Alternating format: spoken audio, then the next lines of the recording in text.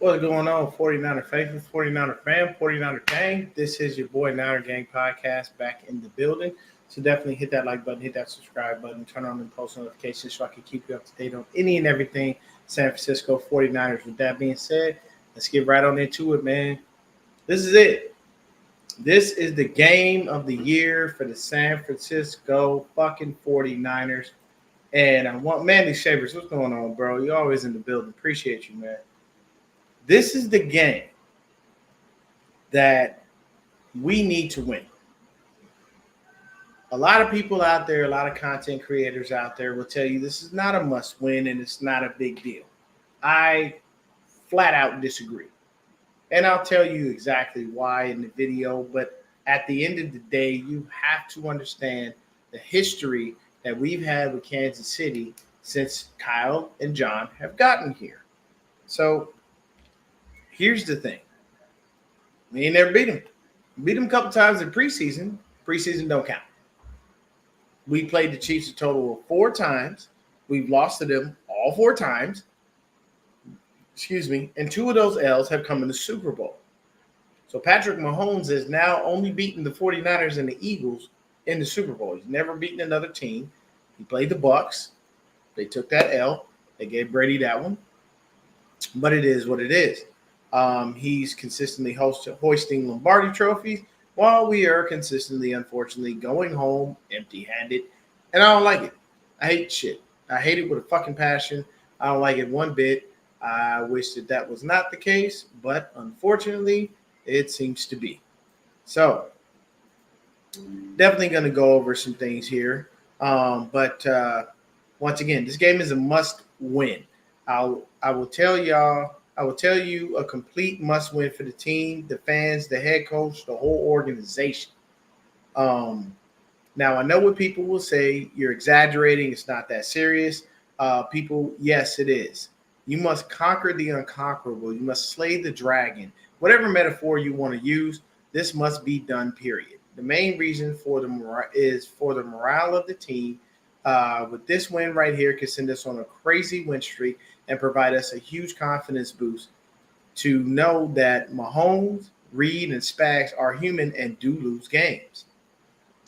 Since Kyle has gotten here, this is one hurdle he cannot overcome in the regular season or the Super Bowl. Let's take a look at the history of things between the Niners and Chiefs since Kyle and John have gotten here. We've beaten the Chiefs in meaningless games, i.e. the preseason, which doesn't count. And but let's look at the numbers. We played Mahomes 4 times in total. He is averaging 264 yards per game, 2.5 TDs per game, 1 interception a game against us, and being sacked about twice a game. Now, over the years, the cast of characters has changed. It started with him, Tyreek, and Kelsey. But as always, there's roster turnover and changes will be made. The people that remain the same are the core. Spags, Reed, Kelsey, and Mahomes himself. He has never thrown for under 260 yards against our defenses over the years.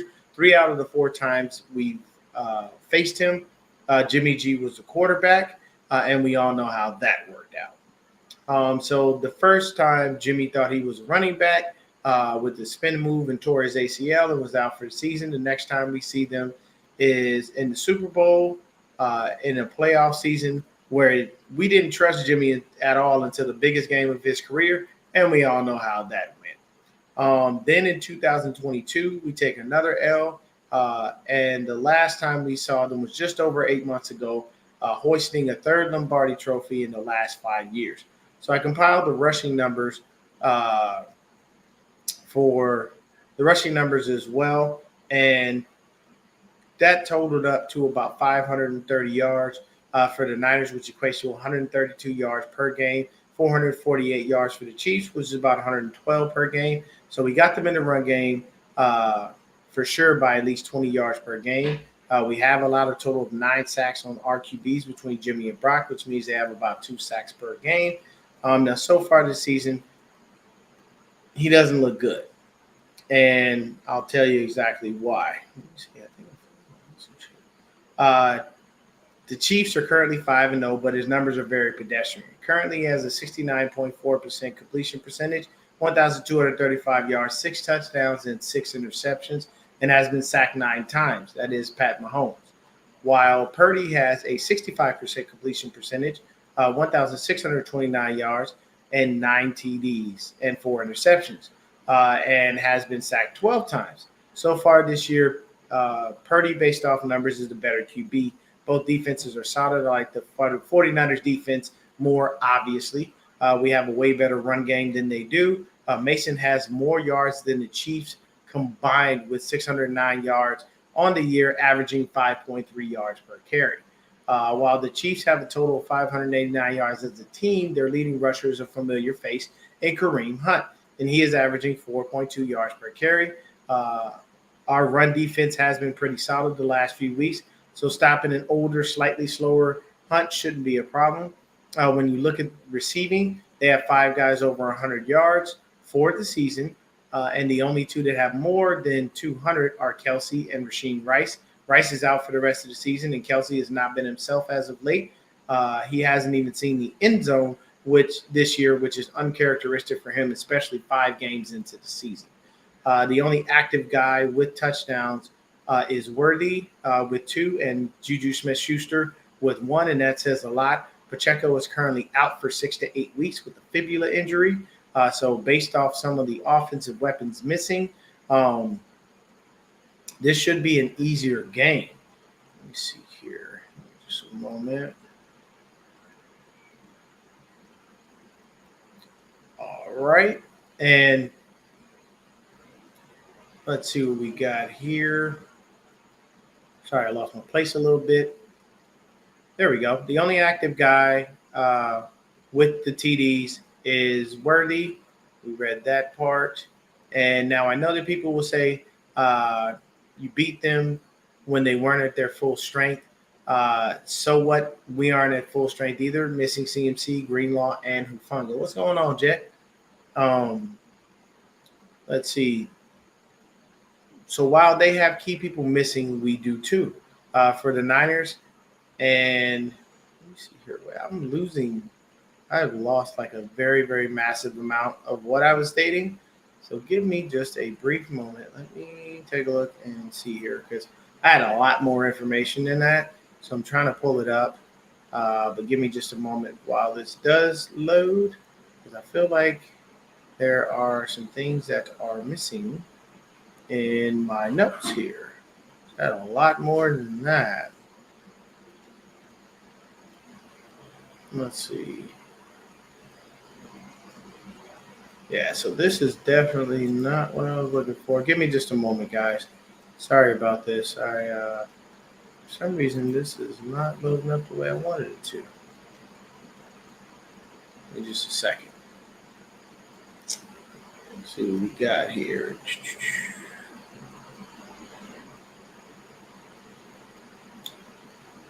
This cut off a ton of information. There we go. Whoa. Just a second. There we go. That's what I'm talking about. And is it this one? Sorry, guys. Give me just a brief second. I am trying to locate all of my information. Okay. This is it. Let's see here. Okay.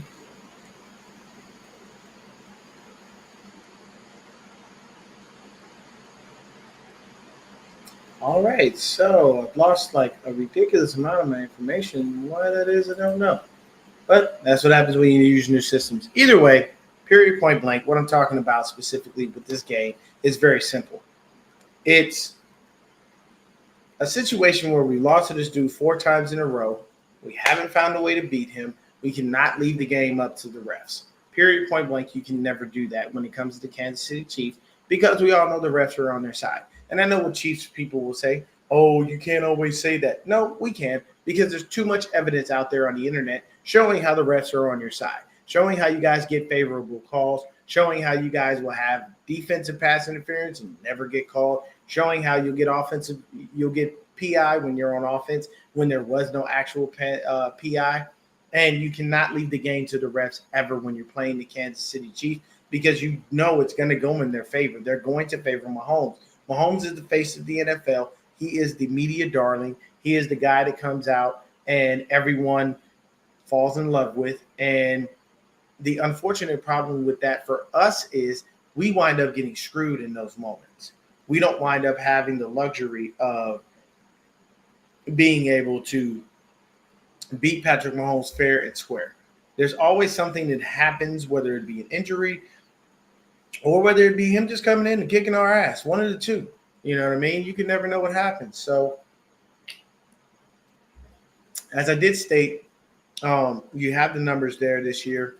You see it. Purdy's the better quarterback, obviously, when it comes down to it. Mason's definitely the better running back. If you're talking about comparisons from the Kansas City Chiefs to us, definitely you know Mason's the better running back. He's been out there just balling. Once again, 609 carries, 5.3 yards, 3 touchdowns. He's had 2 fumbles this year. He's only lost 1. And then, for the Kansas City Chiefs, once again, it's back to Kareem Hunt because Isaiah Pacheco is out. So the Kansas City Chiefs do have to rely on him. And once again, I said a little bit older and a little bit slower. That does not mean Kareem Hunt does not have home run speed. People do not think that I am stating that because that would be a lie. Kareem Hunt is very, very fast. Some dudes don't lose their speed like that as they get older, i.e. Deshaun Jackson, even though he's doing the podcast right now with Shady McCoy, a.k.a. LaShawn McCoy. D-Jack still get out there and burn that ass. Pause. Like, seriously, he will get out there and you'll look up and he'd be gone. So Kareem Hunt is one of those dudes as well. He's only got 41 carries, 171 yards, averaging 4.2 yards per carry. He has that 1 TD. He had a big chunk of his yards in the last game that they played. But he's going to be their bell cow back. We already know who he is and how he works. So we'll see that. That's going to be a familiar face. There are a few guys. So you have Spags, you have Kelsey, you have Mahomes, you have Reed, and you got Kareem Hunt. Those are all familiar faces from 2019, the first time we faced him in the Super Bowl. One of the only characters really missing is Tyreek Hill, and he is down in Miami suffering because he decided to go look for the money instead of just sticking with Mahomes and getting more Super Bowls. He could have figured a way out, but it is what it is. Sometimes you do got to go get the bread. And he already does have at least 1 Super Bowl ring. So at a bare minimum, when Reek decides to hang up the cleats, that's one thing that helps him get into the Hall of Fame. If you don't believe that Super Bowl ring helps you get into the Hall of Fame, ask all the people who don't have Super Bowl rings who have fantastic fucking careers that are not in the Hall of Fame. While there are some people in the Hall of Fame that had mediocre careers, but they got Super Bowl rings, so they're in. This just happens. I'm just telling you exactly what it is. But basically, when you go down to look at the receiving, as I had stated, they do have some issues there. So when you take a look at it, let's see here. They have 5 guys over 100 yards for the season, and just 2 that have 200 or more, and that's Kelsey and Rice. And I told you Rice is already out for the season. So basically, Pacheco's gone. So based off some of the offensive weapons missing, this should be an easier game. Now, I know that people will say you beat them when they weren't at full strength. Once again, we don't have Greenlaw. We don't have Fungo. We don't have CMC. We're missing people too, so we're not at full strength. So if they beat us, say the same shit. Keep the same energy. If you're saying, oh, well, you guys didn't beat them at full strength. They didn't beat us at full strength either. We're missing some key players as well. So for the Niners receiving department, we have Jennings leading the squad with 404 yards. We have 3 guys on the team with over 300 yards receiving, and Kittle is only 17 yards away from being the 4th. Kittle has 5 TDs this year, and Juwan Jennings has 3. And basically what we've done is just be able to spread the ball around. Brock is hitting whoever's open and getting the ball out to whoever's willing to catch it. BA started off the season really rough. This man was not catching his targets. Now, in his last game, he showed up and showed out. You know what I mean? Looked like the old BA that we know and love. And Brandon Ayuk right now has 351 yards. Receiving, does not have a touchdown as of yet. The only other person on that has a receiving touchdown is Deebo Samuel, and he got that in the last game versus the Seattle Seahawks, where we went ahead and took the W for that. Now the Chiefs are coming off a bye, so they are well rested. So that'll bode well for them. We are coming off a little mini bye because we played on Thursday night, so we will see them this Sunday, and both of us will be somewhat rested. One good thing to point out, Ricky Pearsall was back at practice. I saw him out there running routes, and he was out there catching passes. I'm not going to say I saw him, but basically that's exactly what was going on. Hey, what's going on, Jason? So that's definitely great. Trying to see what the injury report looks like. Let me see here. Let's see what the new one looks like. There we go. So we got the latest joint, and this is coming off of Chiefs Wire. So I'll take it. I'm not going to sit there and not trust their information there. So let's see what they got. What is the injury report, Dag Nabbit?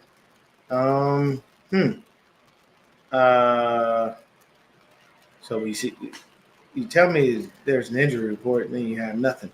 Okay, so defensive end. Let's see here. Defensive end Mike Dana was the only member of the Kansas City Chiefs roster who did not practice and listed with the pectoral injury. His official status for the Chiefs matchup against the 49ers Sunday is questionable. 3 other players were listed on Kansas City report, but they were all full participants in practice. Edwards-Helaire has an illness. Mecole Hardman is dealing with a knee injury. And Derek Nandi has a triceps injury. So basically that's the case. That's for them. For us, we already know who the injured people are. You're not going to see any Dre Greenlaw. You're not going to see any Yetur Gross-Matos. No, let's see. We have no Tyler Noah Hufanga, no Dre Greenlaw, no CMC. And everybody else seems to be okay. I'll take a look and see what we have. Let's see. Injury report for us. For this game coming up against the Chiefs, we'll see what we got here. All right. And we look good, though. The nice thing is that Jordan Mason did wind up with a shoulder injury, but he seems to be fine, and he should be a go for this game. Either way, we've been mixing it up a little bit with Isaac Guerendo and Jordan Mason, trying to start seeing if we can get Guerendo in there. Guerendo had that fantastic run at the end of the game. So I guess somebody was screaming from the sideline for him to slide, and he listened to that, and that's why he stopped. Deebo was sitting up there saying, man, I would have scored. I ain't listening to nobody telling me to slide. I'm going to get my TD. And that would have been his first TD as a professional. So definitely you would love to see that as far as that is concerned. But it kind of is what it is on that one. Hey, you leave things alone and you see what it is. So let's see here. Rookie wide receiver Ricky Pearsall has practiced for the second time since being shot in the chest August 31st. That's fantastic.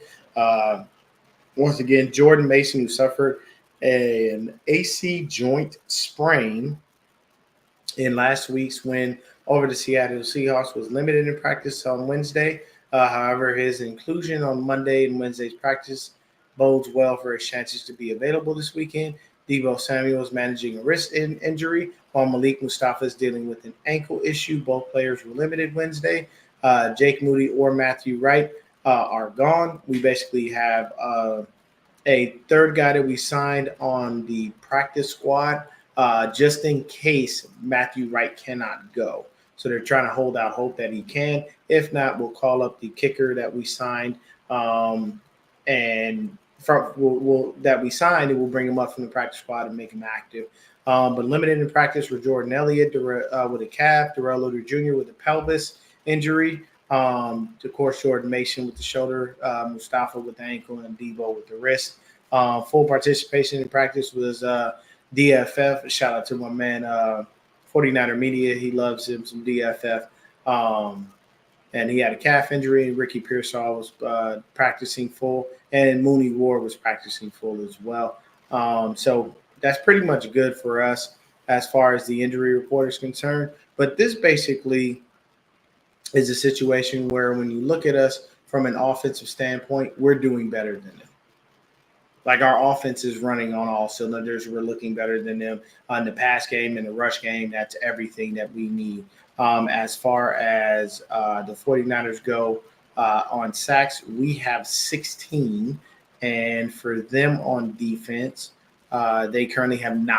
So that means we're getting to the quarterback better than them. That is beautiful as well. Then when you look at their TFLs, they got about 23, which ain't bad. When you look at us, we have 25. Then you go over and you look at the passes defensed. We are currently at 33, and the Chiefs are currently at 21. They only have 2 interceptions, while the 49ers have 6. So once again, this is showing you that we definitely have the better team just in general from a numbers standpoint. So all of the things that we have are working in our favor. Fred Warner is playing out of his mind this year. Of course, he leads the tackles. Hey, what's going on, Bashar? We have all of the things that we need. The only difference is probably maybe they might have a little bit better special teams, because our special team sucks ass right now. It is literally that bad. So what I'm saying is, when you look at it just from a team standpoint, we're better, right? We have all the players. Even with the guys we're missing, we're still making moves. We're still being able to do the things that we need to do. A lot of people are clamoring for us to go and get Max Crosby because he is out on the market. We did see the Raiders just trade Davante Adams to the Jets, and he was on the Aaron Rodgers on the Pat McAfee show, and randomly you just see Davante Adams show up in the background with a football in his hand. So Greeny, oh my gosh, Greeny on Get Up, it was having a conniption fit. This guy was literally, just because Davante Adams got there, he swears the Jets are back in business, that it's going to open up things for Garrett Wilson. And I mean, you got to think about it now. Aaron Rodgers has 2 of his receivers that he had in Green Bay, in Lazard and in Adams. And I guarantee you're going to see a lot of Lazard, a lot of Adams, and a lot of Garrett Wilson. Probably not going to see as much Mike Williams, only because he's a very injury-prone player, and you know how that works. You want to make sure guys are healthy enough to be on the field to produce. And there's nothing against Mike Williams, but hey, these are just facts, bro. This is what happens throughout your career. All I have to do is go off based off of what goes on.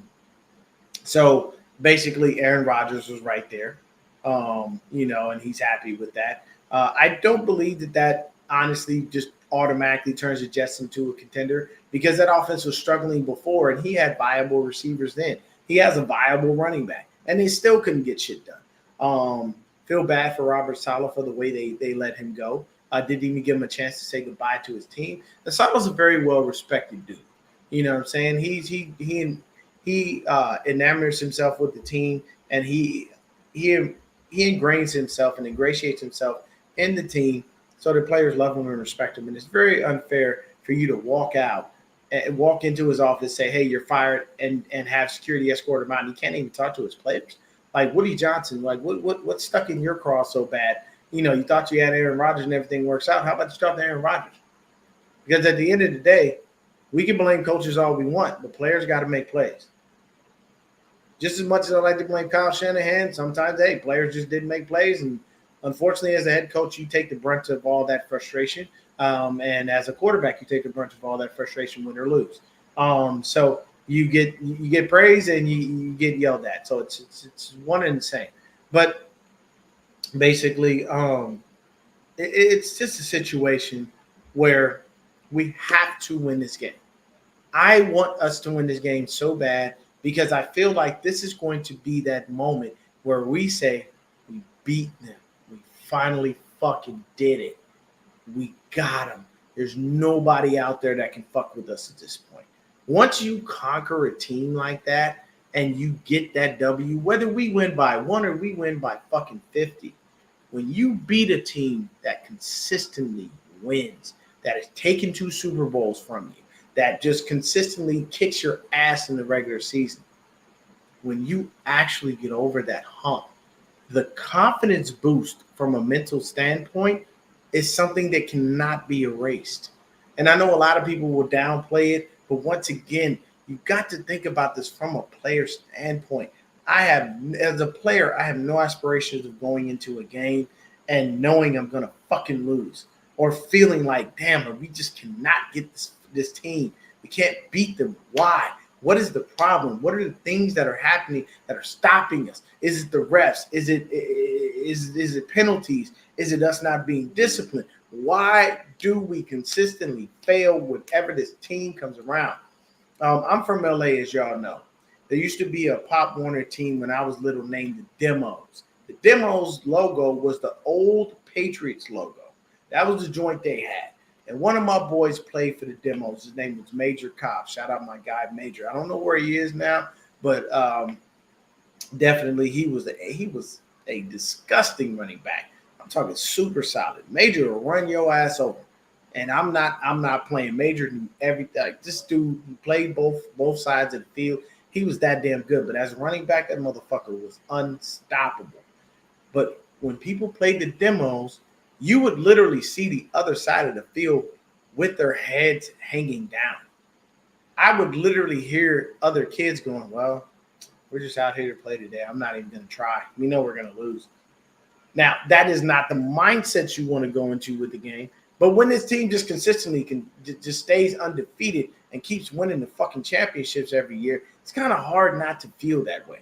So what people don't understand is it gets very frustrating as a Niner fan knowing you're going into the game against the Kansas City Chiefs and it's a high probability we finna take this fucking L. Do I want us to take the L? No. Do I want us to hang our heads low? No. I want us to have our heads held high. I want us to walk in there with supreme confidence, and I want us to punch Patrick Mahomes, Travis Kelce in the mouth, and make sure that anybody that's coming out of that backfield gets punched in the mouth too, not literally, figuratively.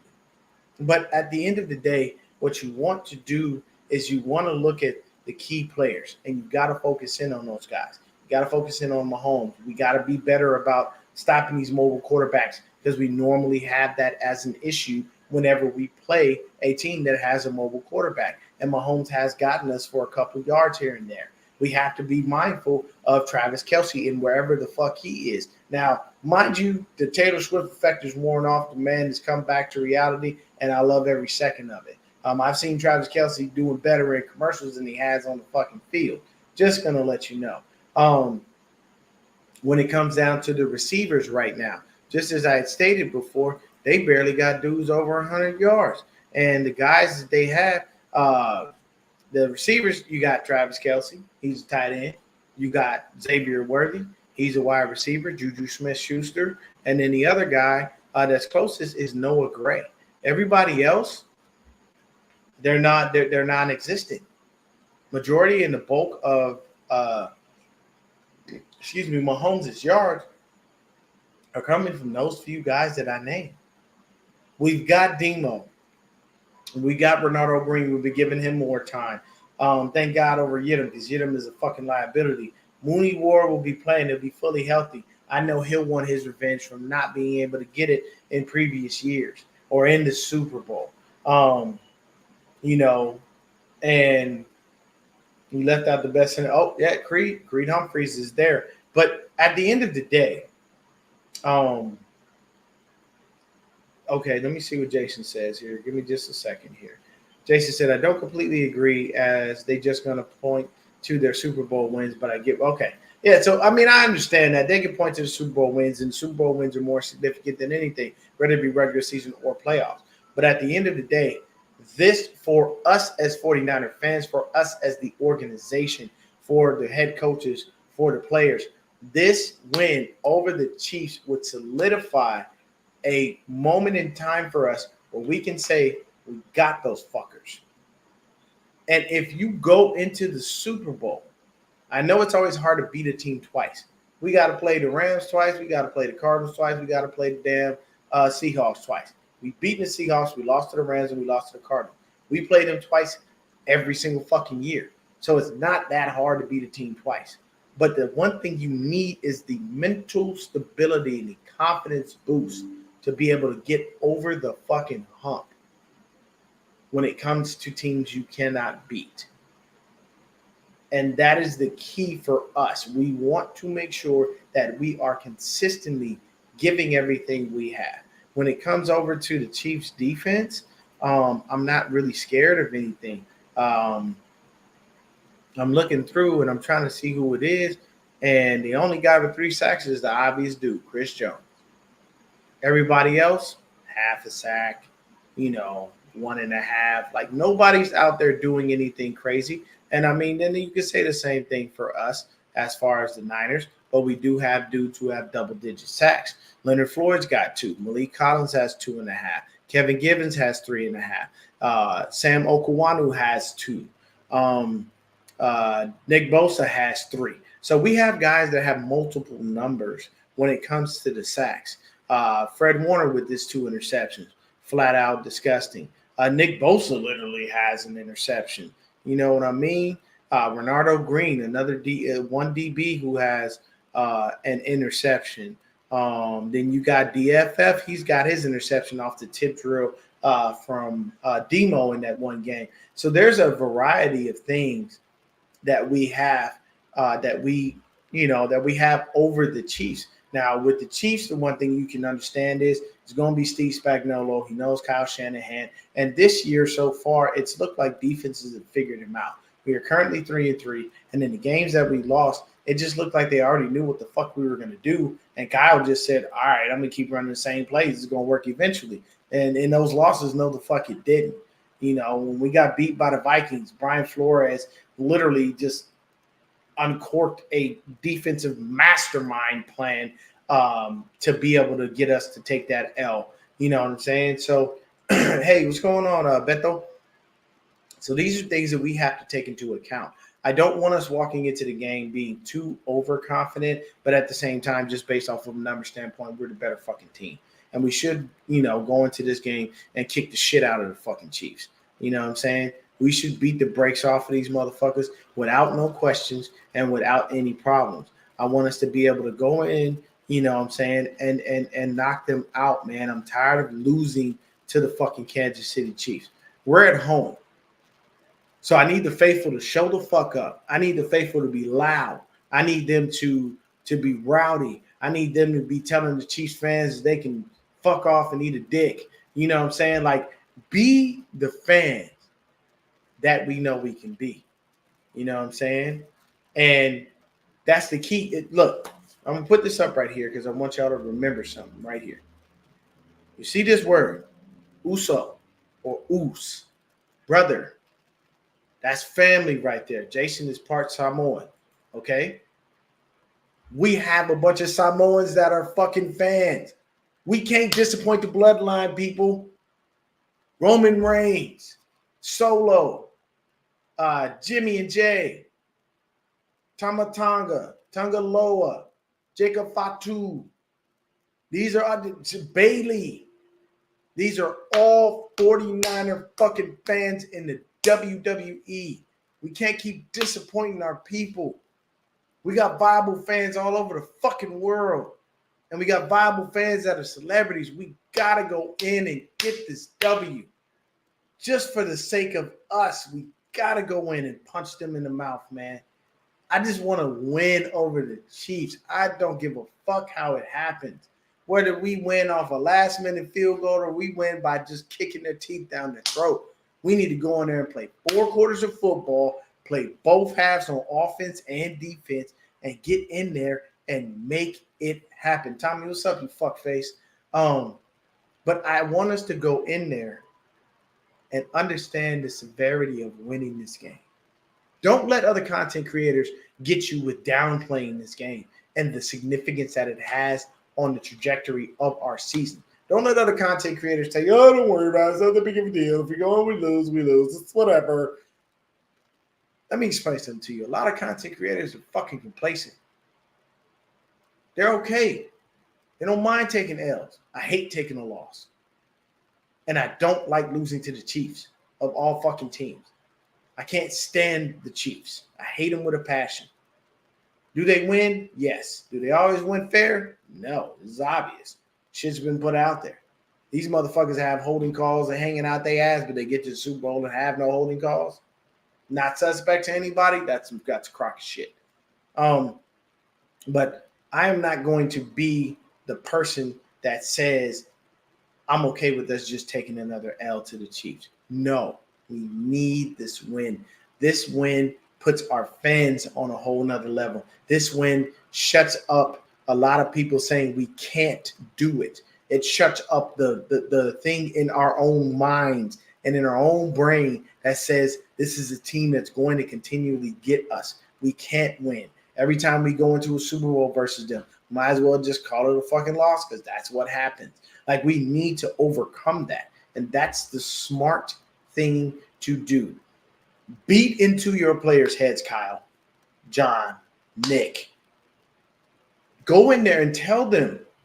I know our team, for some reason, has this, we don't need rah-rah. We don't need a speech. If you need a speech, you should be on the team. I don't want to hear none of that fuck shit. I need somebody to go in there. And just like Fred hypes you up before the game, but you don't need a speech. Why are you hyping them up? Just like Dre breaks us down with the linebackers. 1 time, 2 times, 3 times. Like, that energy, I need that in the locker room. I need somebody to stand the fuck up and say, I'm tired of losing to this fucking team. We are going to go in there and take their fucking heads off and give it to every one of their fucking parents and laugh in their face as they're crying. I need that type of energy that just says, fuck you, I'm kicking your ass, and there ain't nothing you can do about it. That's what our team has to go in as. Brock has to look and say, you know what? I got to tap into my Kendrick Lamar. Beat your ass and hide the Bible if God watching. Sometimes you got to pop out and show them that I need us to go in there with the Chiefs. And instead of us playing all this weird shit, I don't listen to half the shit they listen to in that bump box, fucking NBA, all that other shit. It's always somebody using a bunch of fucking auto-tune, swearing they hard. These motherfuckers ain't no gangsters. I'm from LA. I grew up around real gangsters. I've seen real gangsters shit. Half these motherfuckers just on a track choppers of shit. They need to be playing a song like They Not Like Us to really hype them up and let them know what the fuck is going on. They need to have a serious song that really resonates with the team instead of all that stupid shit they listen to, because obviously when they come out the tunnel, all you hear is and all that fucking shit, and it's not working. Get you some fucking, some hardcore shit. Get the DMX, you know what I'm saying? Hell, if you got to come out to a fucking Eminem song, do something. But make sure that when you come out, it's not a fucking game, that you are ready, that you are locked in, that you are mentally focused on doing one thing and one thing only, going hard and giving it everything you got for 60 fucking minutes. And it's not playing around. And what did he say? He said we technically have only one. No, wait, who's the Samoan on the team? Because Talanoa is Tongan. So it's not Talanoa. They said, bro, the Niners lost back-to-back NFC championship games to Dallas. What helped them mentally was beat him in the regular season in '94. Why? Because we knew it was possible to beat this. Thank you, Sentinel. Listen to what the fuck he's saying right here. That right, it gives you an edge. I hate when people they downplay it. They don't know the understanding. Yes, period, point blank. Let me tell you this, Bet, though. If they're smart, they'll say fuck Campbell and put D. Winters in. He's not on the injury list. Just put him in. Give him that play. Let him run that sideline to sideline. I feel like D. Winters could do a good job on Travis Kelce. I feel like Demo will do a good job on Travis Kelce. But yes, I agree with you. If we leave fucking Campbell in there, he's going to eat him alive. You know what I'm saying? But there it is. There it is. He says Steve Young said he beat them twice in the regular season during those, but maybe he forgot. Yeah, there it is. We need to know we can beat them. If we do win, it's only a regular season. It don't count. Or y'all got lucky. The narrative will be put. Yeah, that's always going to be the narrative, Jet. But it's not. The thing is we don't give a fuck about that. We finally got you. If we get that W, the first thing that we say, if we have to wind up seeing them in the Super Bowl is, I've seen these motherfuckers before. We done figured it out. Now we come in with a different game plan and a more positive mindset, a more positive attitude, and we fucking do what we need to do. Let's stream you all over. I gotta leave it there, bro. I ain't paying for the shit. You know what I'm saying? And then basically, there you go. Get some Metallica in that motherfucker, man. Switch it up. You know, I mean, these are the things that we need. Southern Hot Eight, throw them bows. That did perfect, Jet. Thank you for saying that. Go in there, man. We drop bows on them. Drop bows on them. I mean, punch them in the mouth. Your mindset. Oh, Puni, you're right. Puni is the other Samoan. He is. Yeah, I mean, I don't know how the fuck I forgot that. I seen his damn tattoos, believe you me. Now, if he's a real Samoan, he got those tattoos the old school way, and he didn't go to a regular tattoo artist with the machine. The old school way is a motherfucker, though. I haven't seen it before. That's how both of the Uso brothers, that's how Jimmy and Jay got theirs. That shit is fucking painful. You know what I'm saying? But it's definitely something better. It's just something, and what Sentinel is saying, just the same thing I'm saying.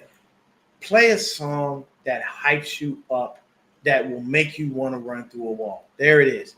We want to go in and beat the Chiefs so bad that we don't want anyone to talk.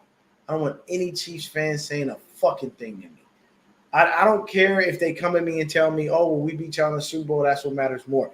That's fine. But what you don't know is by taking that L, the confidence boost that you just gave us kicks you in the ass later. Because if by some freak of nature chance we wind up in the Super Bowl and we have beat you in the regular season, the first thing that comes to mind is we beat these motherfuckers before, we can do it again.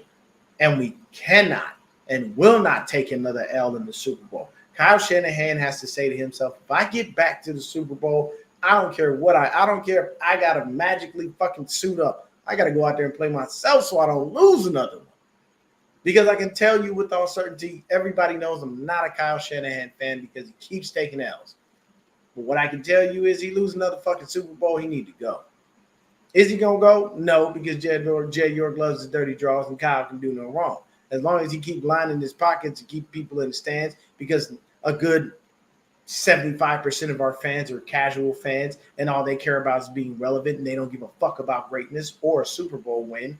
And that's that. I mean, hey, that's your opinion. That's fine. Me, I would love our team to contend for every year and actually win a Super Bowl once in a while. That'd be nice. The Chiefs have 3 in the last 5 years, and they've been 4 times.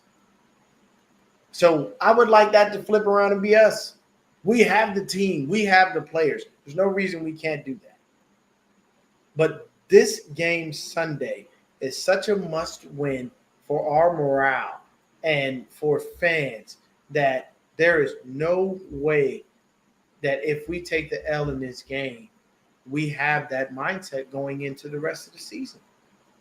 We got to beat the brakes off the Chiefs, beat the brakes off the Cowboys after that, and then we go into a bye.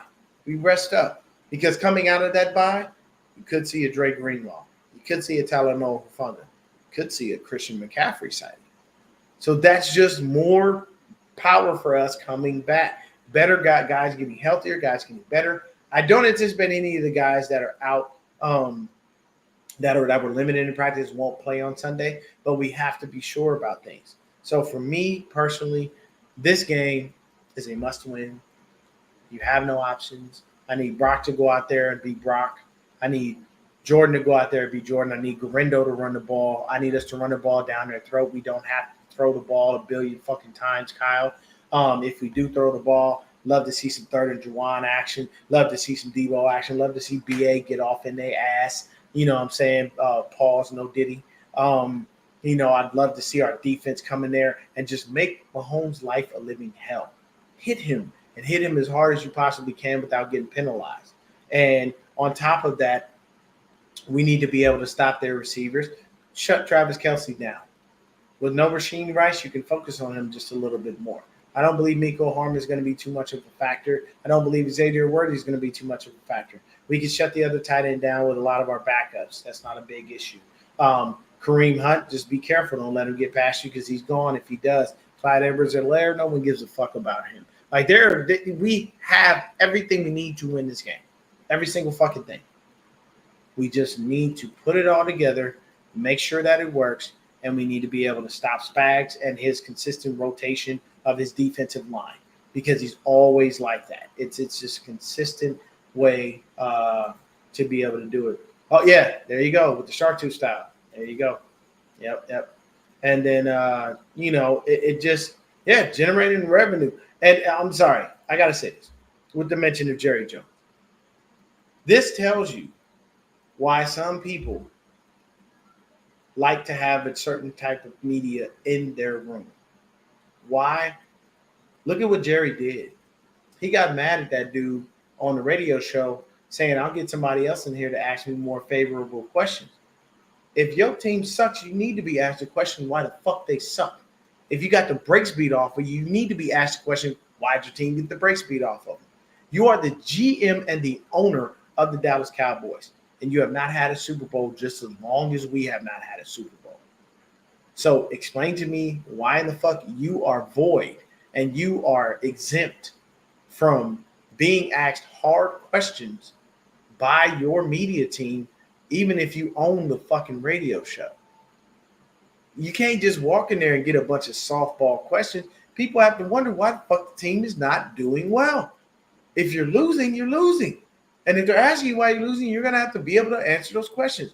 I don't like our media because our media is soft as fuck. And they throw Kyle softball questions all the time. People malign Grant Cohn and make fun of him, but at least Grant Cohn got the balls to ask fucking tough-ass questions. I know Juice was like, why is he always around our lockers when we're changing? I don't know how true that is. I'm not in the locker room, so I don't know what the fuck that is. At the end of the day, they don't like Grant Cohn because he asks real, honest questions. I'm not saying that I'm a Grant Cohn fan, but I do appreciate the fact that he has the balls to ask the hard questions, even knowing they're never going to give him a straight answer. So, to me, Jerry, knock that shit off, bro. Like, don't be in there trying to ask, don't be in there trying to get people to ask you softball questions. Period, point blank. You need to be able to answer the hard questions when they come along. It may be frustrating, but it is what the fuck it is. So, next up, you know what I'm saying? I do appreciate that, Betho, man. Shout out to Betho, man. If y'all don't know about Niner Sickness Podcast, please subscribe. Betho is an amazing person. He does fantastic work. He's my brother. I love him to death. He's very cool about it. My man David McNiner is in the house. Love him too, man. Shout out to him. Brian Colt, they do their thing as well. But basically, you must, at a bare minimum. Oh, Pooney and Jones is a great match. Oh, that's a good matchup. I'm glad you stated that. That is a fantastic matchup there with Pooney and Jones. I think our receivers are better than their DBs. I think we can be able to eat them alive when it comes down to it. I think we can honestly get them when it comes to their defensive backfield and be able to shit on them in every way, shape, or form, So at the end of the day, go in there, run the ball down their throats. Start to use that play action. Make sure that you understand and know where Chris Jones is at all times. Make sure that you are accounting for some of those guys that are out there from a defensive standpoint.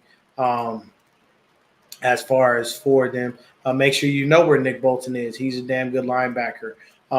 Make sure you are mindful of Justin Reed, Brock Purdy. You know what I'm saying? But their DBs aren't anybody to run, fall out over. They're not guys that we need to be too worried about. You know what I'm saying? So just be smart, be mindful, keep a close eye on things, and make sure that you understand what we can and cannot do. Sorry about that. But I just want us to go into this game with a mindset, and I've said this before, I'll say it again.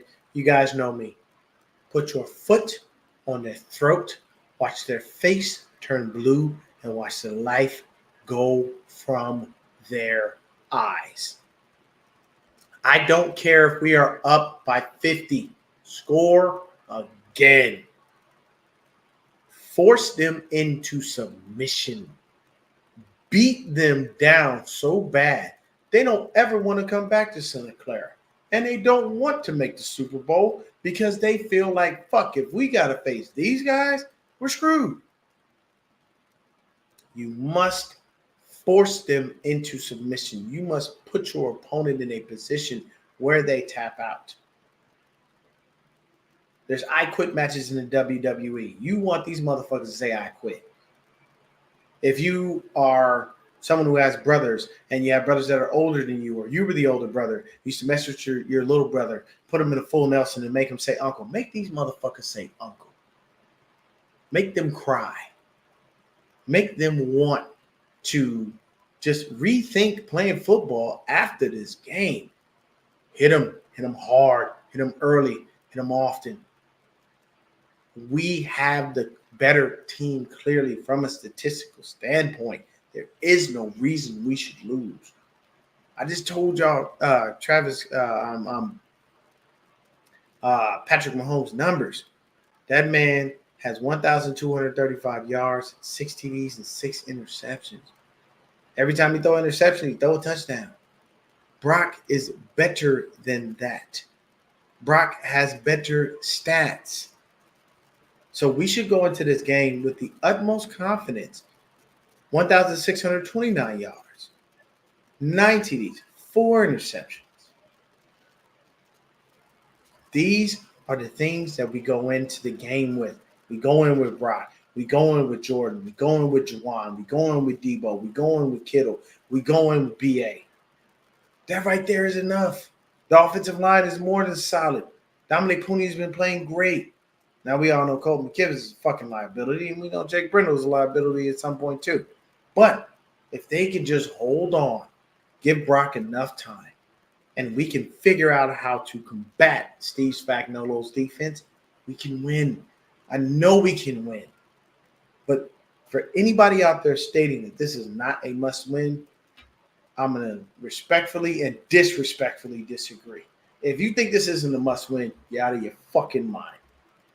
For all the times this team has beat us, for the 2 Super Bowl L's that we've taken, this is a must-win. We got to go into this game without question of being better than them.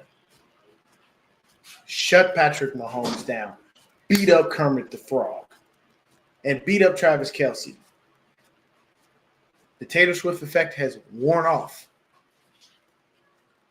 That flat ass that he so rightfully wants to hold on to is worthless because she is a walking board. Taylor Swift ain't got nobody. Okay? No one gives a fuck about her billionaire status. That is not an attractive person. Period. Go into this game, punch them in the mouth, kick them in the nuts, punch them in the throat. Do whatever you have to win this game. Do not go into this game and take this shit lightly. Do not go into this game thinking that you can't get the W because you can. Mindset is all you need. And you can, I don't give a fuck about her body count. No one gives a shit about Taylor Swift at all. Like, I'm sorry, I don't listen to her music. I think the only song I really ever cared for was Bad Blood, and that was only because Kendrick was on it. And actually, that wasn't supposed to be Kendrick. That was actually supposed to be Nardo Wick, who's another rapper that was supposed to be on that. But, of course, you go with the bigger rapper. This is how labels work. We all know that. Not going to get into the music business. But at the end of the day, 49ers, this is a plea. I'm begging. If y'all – I know this sounds crazy. If y'all don't win another game this fucking season, at least win this one. I don't want that to happen. I want us to win the rest of our games. I want us to go into the playoffs hot. I would love for us to have the number 1 seed. Right now, the Vikings are on top of the NFC, and these motherfuckers don't look like they're going nowhere. Sam Darnold is actually playing very well. But let me remind you, Sam Darnold has a high probability to turn into a fucking pumpkin because right now he looks like the carriage from Cinderella, but I think the pumpkin will come eventually. I don't know how long this play from Sam Darnold is sustainable. Everybody thinks that that's the case.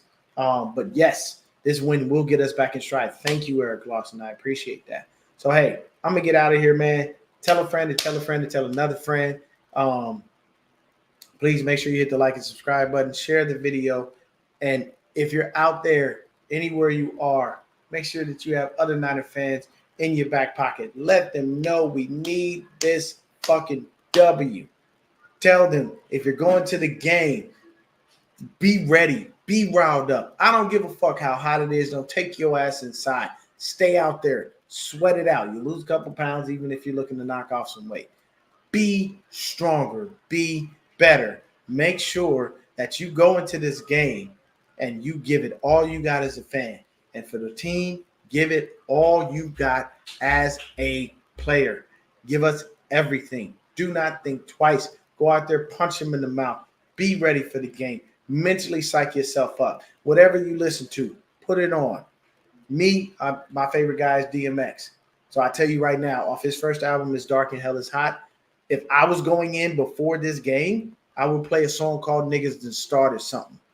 That features the Locks and Mace. Every verse on that song goes hard. If you have never heard Niggas Done Started Something on DMX's Dark and Hell is Hot album, please listen to it. If you ever want to get yourself hyped up, that shit will hype you up. Believe you me. And it's the situation is very simple, you know. And this is what you want. I mean, the DMX's verse in that song just tells you right up, straight up. This is how your mindset must be. Don't come at me with no bullshit. Use caution.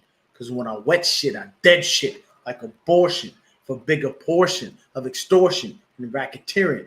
Got the chiefs fearing. Fuck what you heard is what you hearing. How much darker must it get? How much harder must we hit? See if Pat Mahomes split when we start a bunch of shit. These just you listen to those rhymes, you envision them in ways that make the 49ers come alive. That's how you do that. You get into that mindset. Go in there and want to strangle these motherfuckers, man. Please. This is the game that we all need. I'm going to be at the bar with my 49er fam, chilling. I want us to go in there, hit them as hard as we possibly can. Everybody, thank y'all so much for tuning in. Once again, tell a friend and tell a friend and tell another friend. Trying to get this channel to 1,000. Once it gets to 1,000, trying to get to 2, so on and so forth. Thank y'all so much for tuning in. But remember, this is a must win. We need this win for team morale. And hell, we need this win to boost morale for Kyle. What can you think how Kyle would get in his bag if he got this W over Reed, Mahomes, Spags, and Kelsey? I think he would get in his bag even more. I think he might even create some newer players. But thank y'all so much for tuning in. Stay up, stay faithful, stay blessed. Have a wonderful evening. Let's go kick the shit out of the fucking Chiefs. Peace.